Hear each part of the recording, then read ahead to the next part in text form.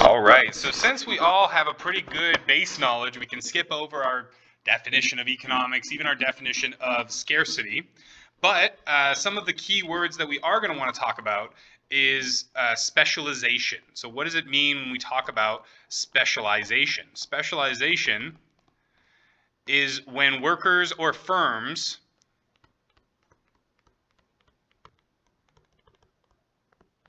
focus on particular tasks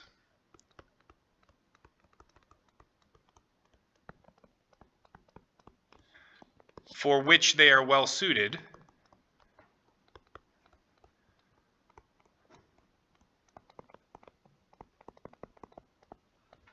within the overall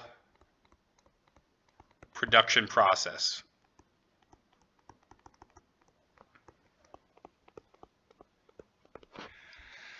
So a very famous example of this was discussed by Adam Smith, who is one of the founders, probably the founder, if we had to provide just one founder of economics. Adam Smith in 1776, the same year that the United States was founded, he wrote a book called The Wealth of Nations,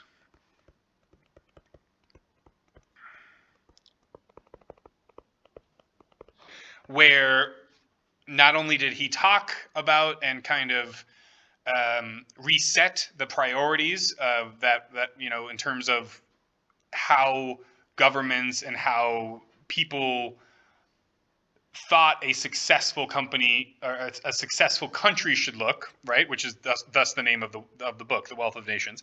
But the reason why I bring it up here in the context of specialization is because he was one of the first people to lay out a very clear example of of how specialization increases productivity. And so he looked at pin workers, so people that make pins, right? And he took a look at the cottage shops that were, just one person making the pins themselves, right? And so that had one person that was, rolling out the wire, another person that was cutting the wire, one person, or sorry, in the cottage industry, we had the same person doing all the tasks. So the same person was rolling the wire, then they were cutting it, then they were, creating the little heads, then they were putting the heads on top of the metal, right, in order to make these pins. And what he found was that when you split up those tasks and have somebody that's just entirely devoted to, rolling out the metal to the right diameter, right? When you have somebody that's just devoted to cutting cutting them in exactly the right height of the pins. When you have somebody that's devoted to just creating the heads of the pins, right? When somebody is focused on that, they become much faster at that task, and the productivity for the enterprise overall doesn't just increase by like 5 times, right? You would think that, if I was able to make, let's say 100 pins, and then I hired 4 more people, we'd be able to make 500 pins. That's not the case. It's actually that when I hire 4 other people and I have them specialize in these different tasks, now we're able to make 3,000 pins. So the scale of productivity growth is tremendous with specialization. And so it's this, when you focus on a task, you become more productive and efficient at that task. Somewhat related to specialization is the notion of economies of scale.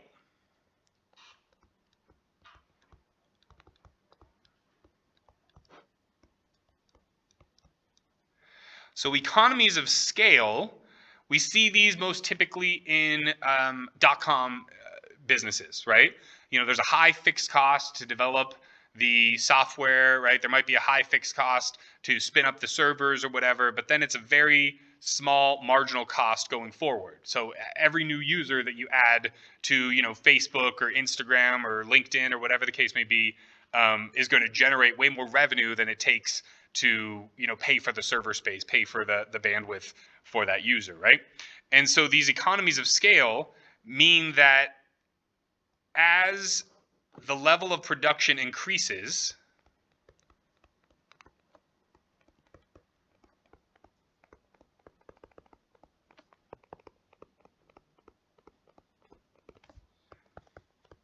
the average cost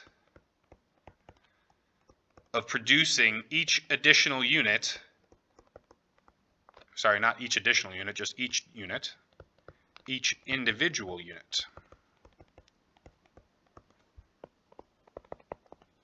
declines.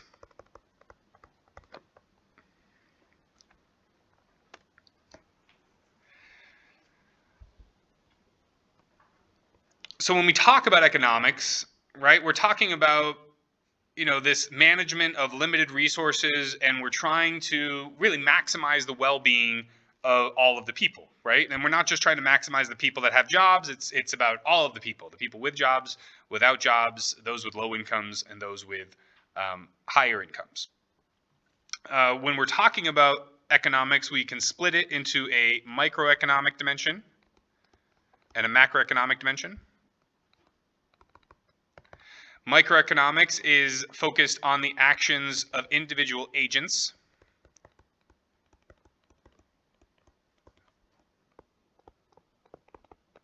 So this would be, households,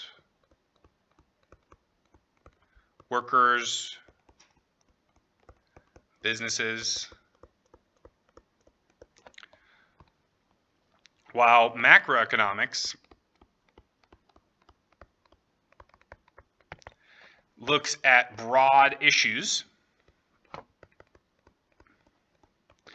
like economic growth. What does it mean to be growing? Unemployment. Why are people unemployed? What type of unemployment are they? Are they involuntarily part-time? Do they have a part-time job and they wish to have a full-time job? Are they disgruntled? Are they a worker that's been looking for a job but has given up, that would like a job if it was offered to them but is not actively on the job market? These are all questions for macroeconomists. Inflation.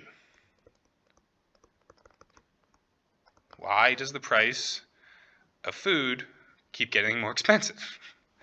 And trade balances.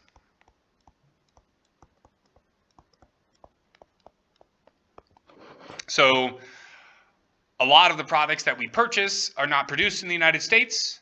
A lot of them are produced elsewhere, China, Japan, Indonesia, Europe, so on and so forth, right?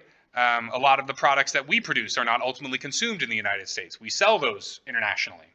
And so the balance of what we sell and what we buy internationally is called our trade balance. And it has some reverberating consequences throughout the rest of the economy. I will just leave it at that. Questions on micro versus macro.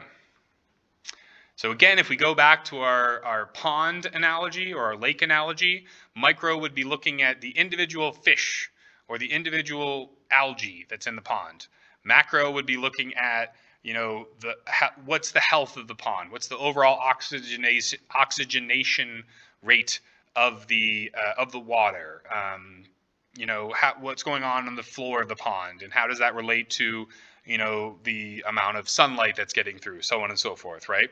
So those are all going to be macroeconomic questions. When we talk about economics, especially when we get to macroeconomics, we're going to be talking, so it's not just enough to identify what's going wrong, but we also have to come up with some sort of solutions, right? And the solutions that a lot of macroeconomists rely on come in the form of either monetary policy or fiscal policy. So let's talk about that right now. Monetary policy.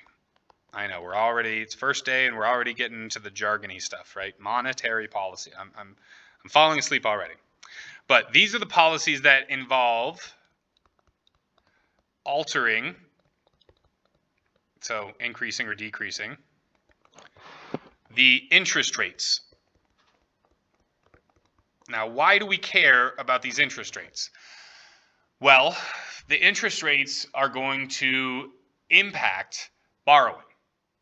When interest rates are lower, households and businesses are more likely to borrow and undertake economic activity, whatever that looks like. So, a household is more likely to borrow to refinance their house and, remodel it or whatever the case may be, right? When the interest rates are low. Or just in terms of just purchases, right? If the interest rates are higher, everything else equal, that big ticket item that you were thinking about buying, that boat, that house, that car, that plane, right? Since you're going to finance it, if the interest rates go up, then even if the actual price of the boat didn't go up, the boat's still $30,000. But now, when you integrate the 7% interest rate that you're going to have to pay on the boat, now it's it's now it's unappealing. And so when interest rates increase, purchasing of big ticket items and borrowing for economic activity decreases. The other way to think about it, so that was thinking about households, but what about businesses? Well, a business is going to look at the return, the rate of return, right? The ROR or the ROI, the rate of return or the return on the investment. They're going to say, okay, if I put all this money into this expansion, then I'm going to be, earning this much more, money a year. And so the return on that is going to be, let's say 5%. So let's say I have a business and I'm thinking about expanding the business and I've done all the calculations of it and I figured out that I'm going to get 5% on the money that I'm putting into the business if everything goes well, right? There's probably a little bit of scenario analysis there, right? There's probably a worst case, best case, base case on this kind of situation that's averaged out. But regardless, my best understanding is that I put this money in, I do this expansion, I get a 5% return. That expansion makes sense when interest rates are low, right? When interest rates are 1 to 2%, it makes sense for me to do this expansion for 5% because 5 minus 1 to 2 is still 3 to 4%, right? So even if I had to borrow the money to do this expansion, it would still make sense because I would be getting a 3 to 4% return net all those borrowing costs. Once the interest rate increases, even just up to 5, that project is no longer appealing.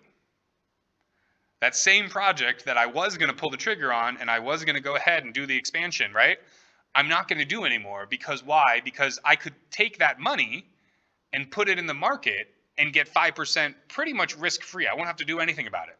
I don't have to manage the construction. I don't have to build the extra business and the extra sales. I don't have to fulfill the sales with inventory, right? I can just put the money in the market and just kind of passively earn that 5% on it. So the monetary policy has a lot of far-reaching consequences through their impact on interest rates, which are going to impact the availability of credit in the economy,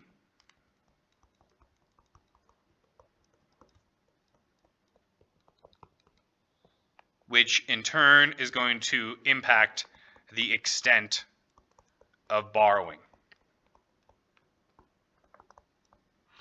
So it's going to make big ticket items more expensive. It's going to make economic expansions for both businesses and households just less appealing because they're going to be able, if they need to raise the funds, it's going to be perhaps cost prohibitive in order to raise the funds. And if they don't need to raise the funds, then that is essentially the opportunity cost of that capital that they're putting into their business. So this monetary policy, this is determined by the nation's central bank or monetary authorities, because not all nations have a central bank, so we call them monetary authorities. And the one in the United States, as we learned in our quiz, is called the Federal Reserve System,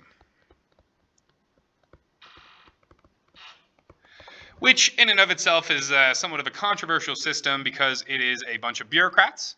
They are not elected.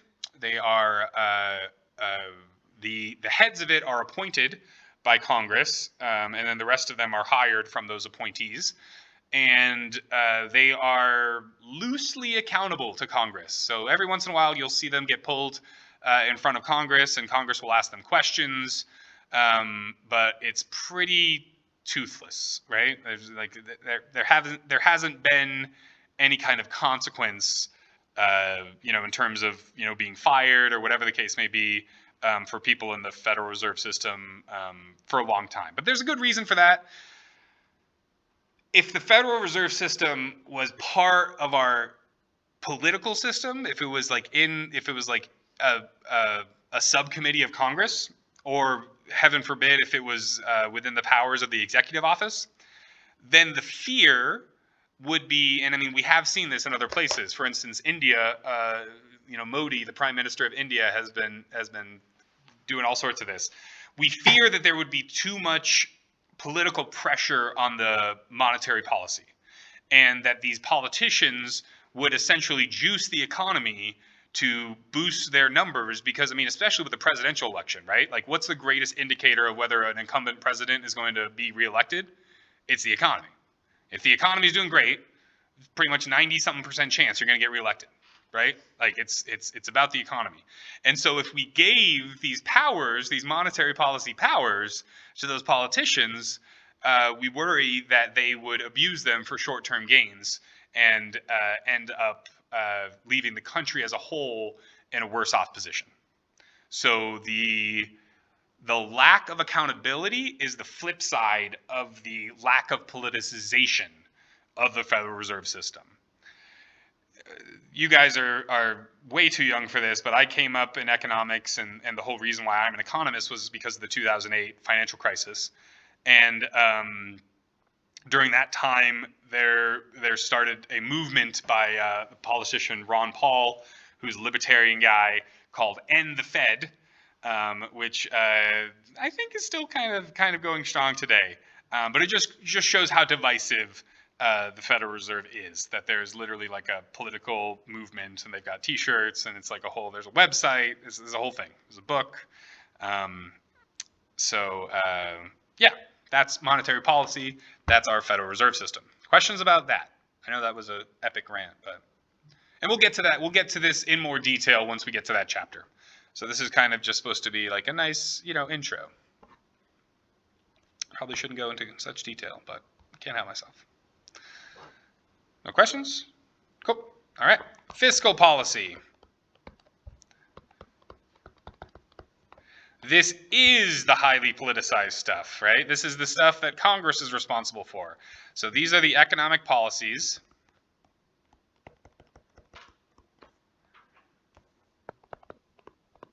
that involve government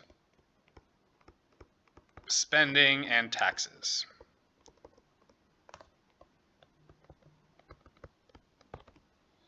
The fiscal policy, that's determined by the legislative bodies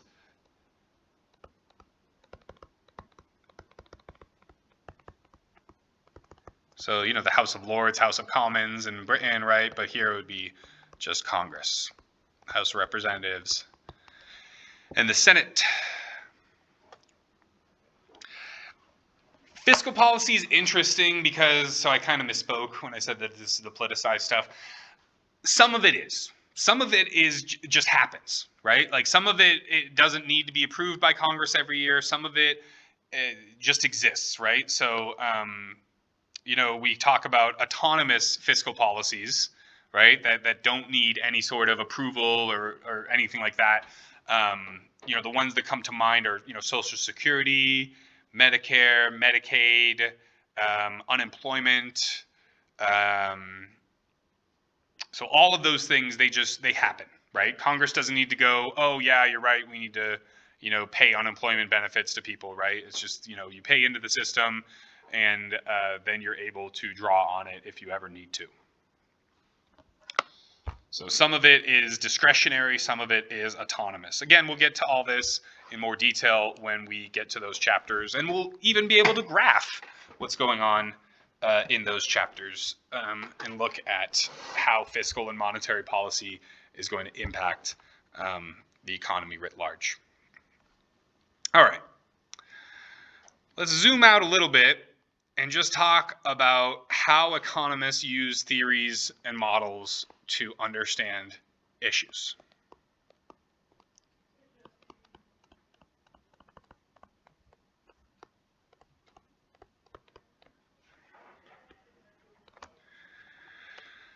So When we talk about theories, we're talking about a simplified representation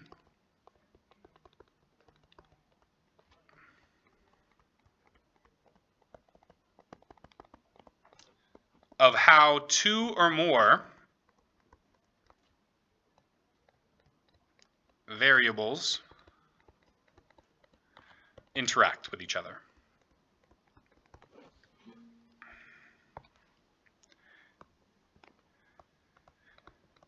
Good theories are simple enough to understand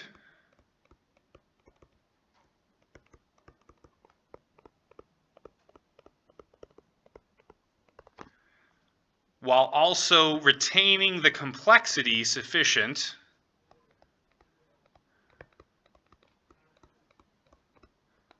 to capture the key features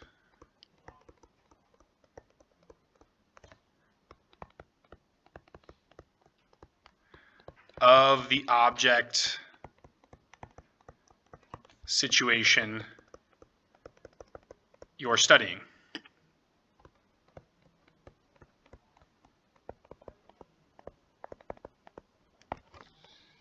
As my dissertation advisor told me many times, all models are toy models.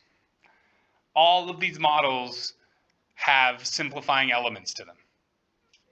There's no way to accurately represent all of the complexities of humans interacting with each other economically, right, on a commercial level.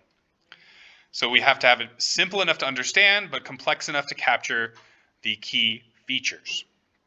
And so economists come up with these theories, and then how do we test the theories? Well, we take them to models.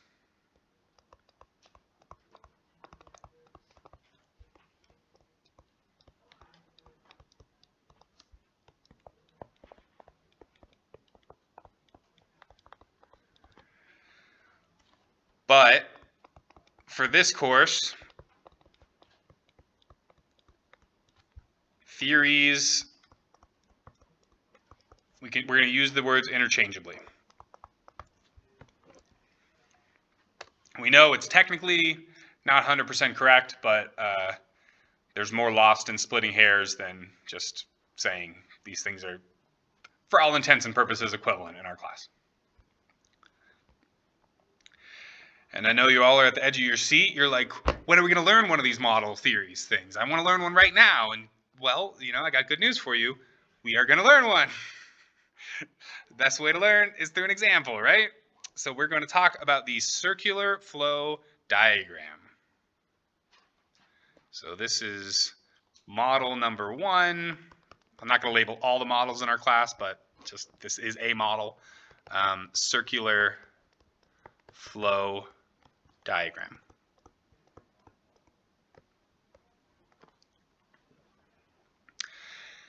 So the circular flow diagram is our most simple model. We're going to learn it. We're going to be asked about it on the test. That's pretty much it. We're not going to build off of it, right? We're going to learn a supply and demand model. We're going to build off that for the rest of the semester. Circular flow model, it's kind of like a one and done thing, right? So we're just learning it, and we're learning what a model is through it, if that makes any sense. So on the left side, we're going to have our households. Actually, I'm going to keep those. Doop, doop, doop, doop.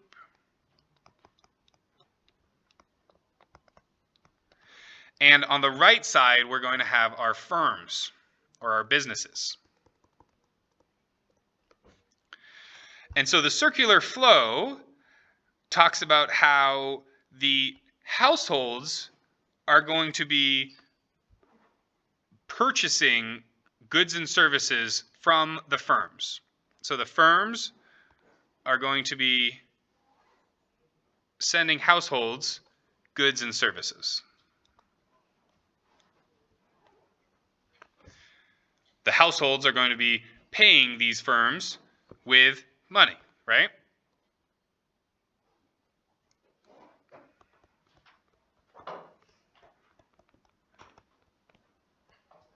Oh yeah, sorry. G and S means goods and services now for the next 8 weeks, because we talk about it way too much to spell it out. And also sometimes I'm going to say goods, And unless I specifically say goods, no services, I'm talking about goods and services. So that's just something that all economists kind of do. We just kind of shorten goods and services to be goods at a certain point, but we're still talking about services as well, especially in the United States, which is predominantly a service economy, right? So it'd be silly for us to not talk about services. I mean, just the next part of this is about services, is about labor, right?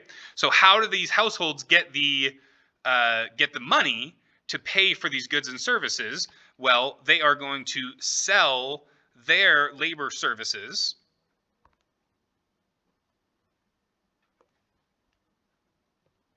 they sell their time as labor services. And what do they get back in return? They get back wages, salaries, and benefits. What's the big difference between a wage and a salary? Wages based on how much you work, salary is the same as long as you get your work done. That's a good point. Yeah, the wage is usually based on, it's hourly, and whereas salary, yeah, that's a good point. But typically, I'm just talking about in general, like wages are defined as hourly rates, salaries are defined as yearly rates. Yeah, yeah. But yeah, that's a good point. And actually, there's a very interesting shift happening in terms of design companies and law companies and stuff like that, right? Because like think about it, like how do they charge people? Like if you hire a lawyer, if you hire a design, you pay by the hour. Well, as AI has been enhancing their productivity so much, that whole notion about like an hourly rate is really coming under fire. So yeah, that's interesting. It's currently being hotly debated. Questions on the circular flow diagram. So really, at the end of the day, this is a simple diagram. It doesn't have, international trade in there, right? It just assumes that we're in what's called an autarky, which is the situation where there's no trade. So everything that is produced in the United States is consumed in the United States, and all the things that we want to consume are produced here. We know that that's not true, but again, it's a simplified model. It's a simplified model, and it's supposed to show this circularity of this, circular flow of money and of goods between firms and households. Questions on that model? Okay. Let's get into our last part of, was it our last part? I shouldn't say that unless I know. Yeah, it is. Our last part of chapter 1, and then we'll be done for the day. Woohoo!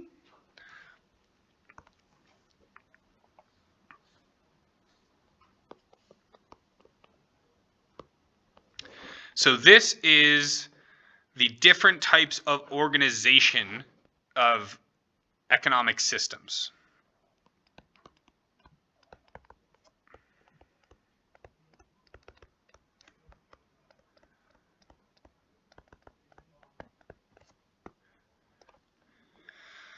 So historically, we've seen at least 3 buckets, at least 3 different types of ways that societies organize an economy. The first one is the oldest one, and it is the traditional model.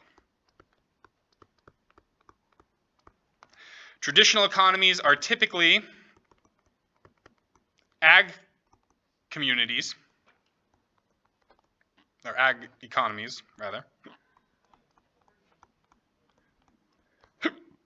where things are done the same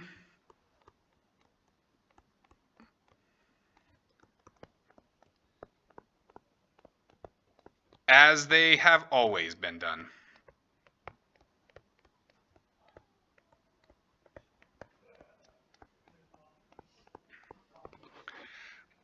So these traditional economic systems, these are the oldest systems.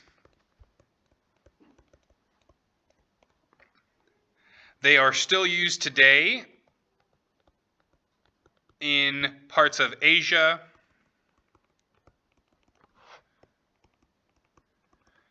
Africa, and South America. What this means is that the occupations stay in the family. If your dad made shoes, then guess what? You make shoes. If your dad was a rancher, then you're a rancher. Typically, what you produce is what you consume.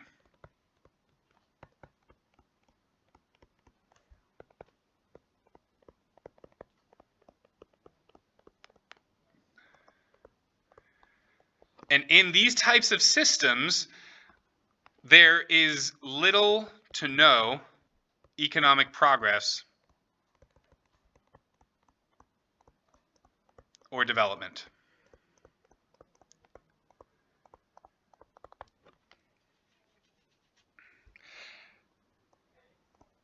Now, that is not to say that there's no redeeming elements to it, right? All of these have some strengths and some weaknesses, which we will delve into in greater depth on Thursday. We'll have a short little activity where you guys will split up into groups and we'll kind of rehash these three types of economic systems. Questions on traditional economies? All right. The second type of economy is a command economy.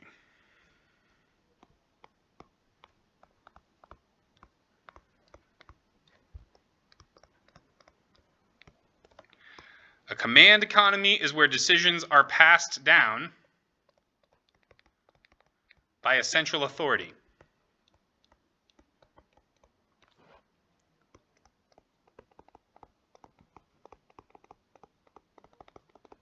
Which is almost always the government, and they own all the resources.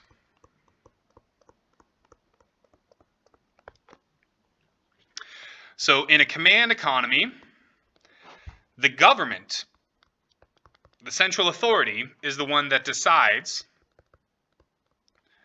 what goods and services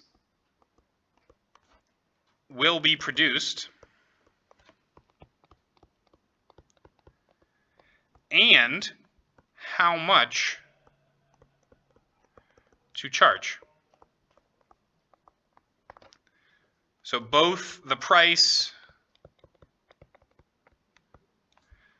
and the quantity are determined by the government. They're deciding what to produce, how many to produce, and what to charge for them.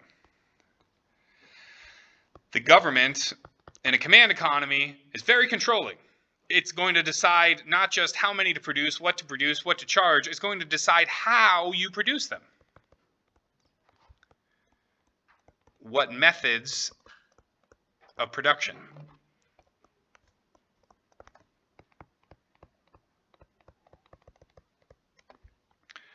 So it's going to decide how many robots you're going to be using in that particular factory, right? And it's going to decide what wages are for workers. It's going to set those wages. And in these command economies, for the most part, they provide many necessities like healthcare and education for free.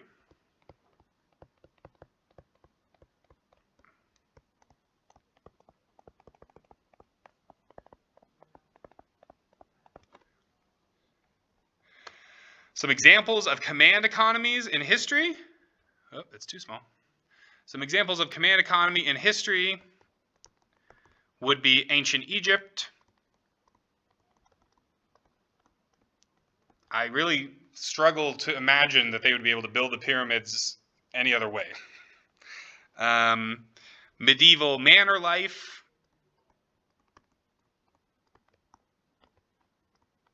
Bringing you back to your middle school history days there. Communism. kind employed by Cuba and North Korea currently.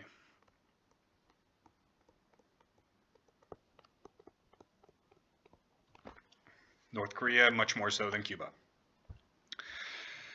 Questions on command economy.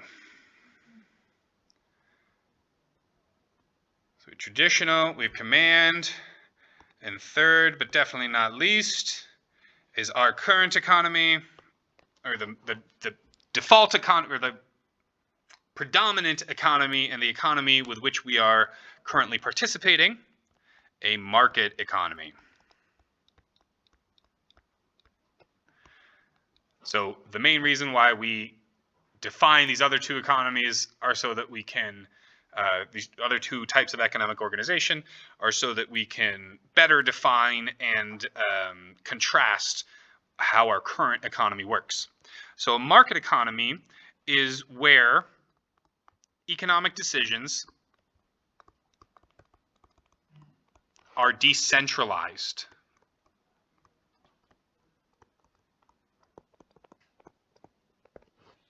Where private individuals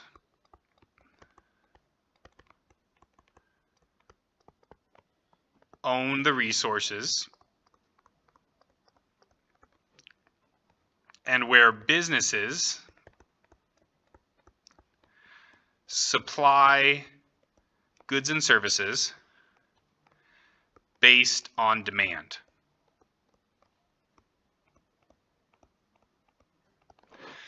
So in my other class, I had a question in the pre-test, and it was, who decides what goods are produced in a market economy?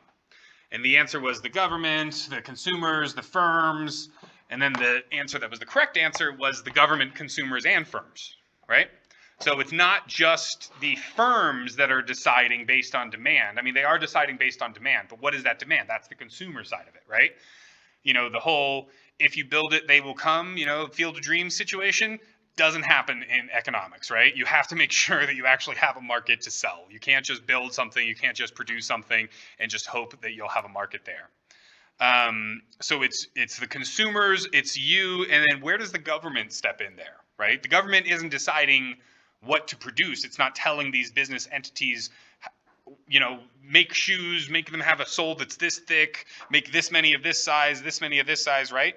But what is the government doing? The government's saying, oh, hey, that healthcare, that nutraceutical company, like that's causing people's skin to fall off, like you got to stop that, right? You know, you know, there's restrictions on things. We can't just go out and just, you know, start selling meth, right? You know, there's certain, you know, laws and regulations about things. So it's ultimately dictated by all three of those entities.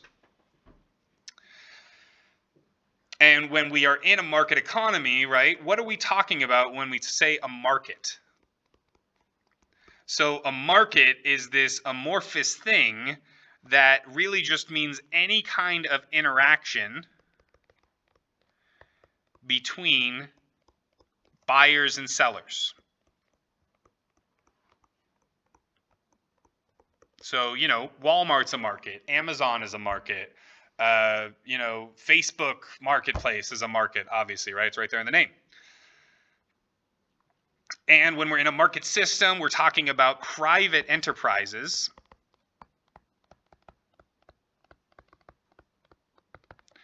which means that, you know, the business and the resources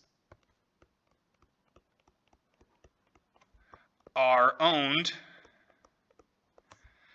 by either individuals, private individuals, or a group of private individuals.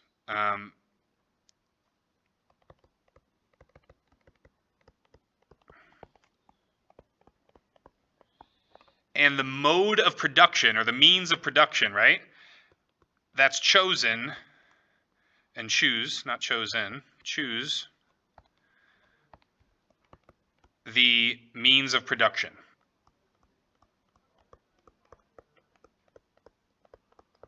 So instead of in a command economy where the government comes in and says, you've got to use this type of robots, you've got to use this type of packaging, so on and so forth, the private enterprises get to make up those decisions themselves.